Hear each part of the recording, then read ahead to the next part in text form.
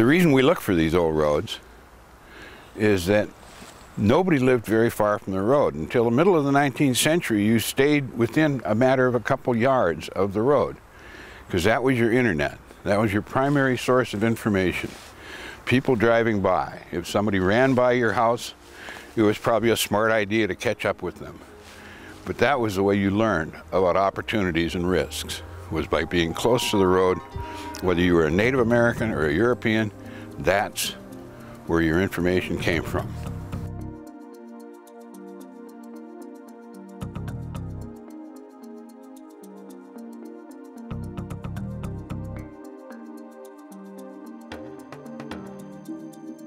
In the 18th century, pre-modern times, when muscles powered transportation,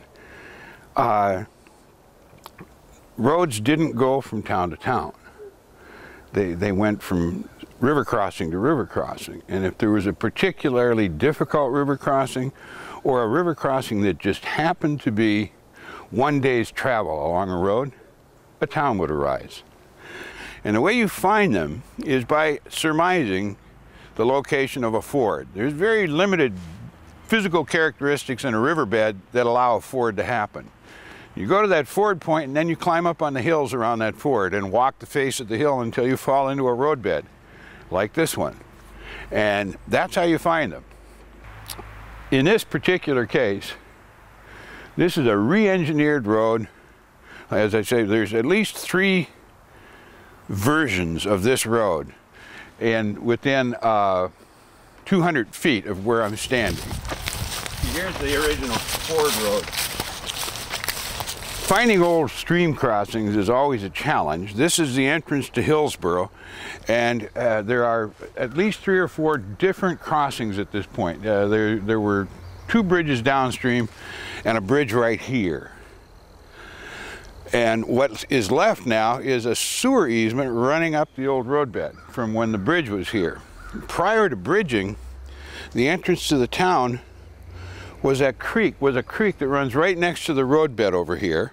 The creek is just south of it, and that was your ramp to get down into the river and get across. There was a natural grade on this side of the river that needed very little improvement to get into town, certainly on horseback, but wagon as well. This was probably as close as you came to a good ford in Hillsboro. It was not a very good ford, but it was close. This mound right here to our right is a bridge abutment. That was the base of one of the bridges that was built here. I'm standing atop the bridge pier that I talked about a moment ago, just to give an idea of the scale of the thing. There are some photographs of this bridge extant, showing a gentleman sitting on a bench near the bridge. Just upstream from us is the old Nashculloch Mill. I can't emphasize enough the reason that we look for these things. Intrinsically, old roads are pretty neat. They're romantic, they're exciting, they stimulate the imagination. But more importantly, the vast preponderance of the archaeology of the pre-modern moment, that is the age of muscle power, lies within a few feet of these old roads. The vast preponderance of the archaeology. If we know where the roads are, we know what to protect. And that's one of our goals, is to protect as much of this stuff as possible, because documents only tell part of the story. The real story of common people will be done archaeologically. It's in the ground. And protecting the stuff, the information that's in the ground, is our primary motive. Finding this sort of artifact, a mound, a dirt anomaly, is what we live for.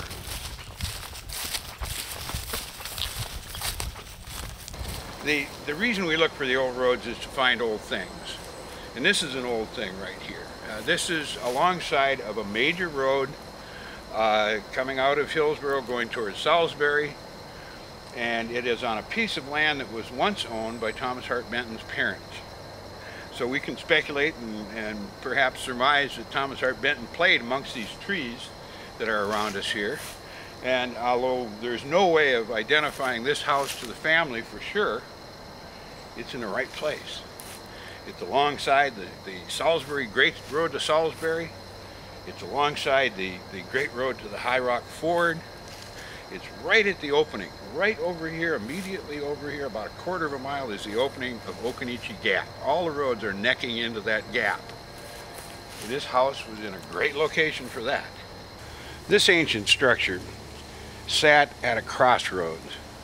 We found it because we were following the old roads. And the old roads are all congregating on the west end of what we call Occoneechee Gap. The chimney here is probably reworked. It's probably not original, but the site is. The trees here are much older than the masonry in that chimney. The families that lived here over the years, let's assume it was 200 years old. Most families wouldn't have spent 50 years in the house. There's at least four families that have occupied this site. It was occupied into the 20th century. But it certainly is an 18th century site because the 18th century roadbed is right next to it. Hasn't been used in over 100 years. Here's what's left of the folks that lived here. Must be a child's grave. It isn't 4 feet long. It's depressed, so there was once a coffin in there.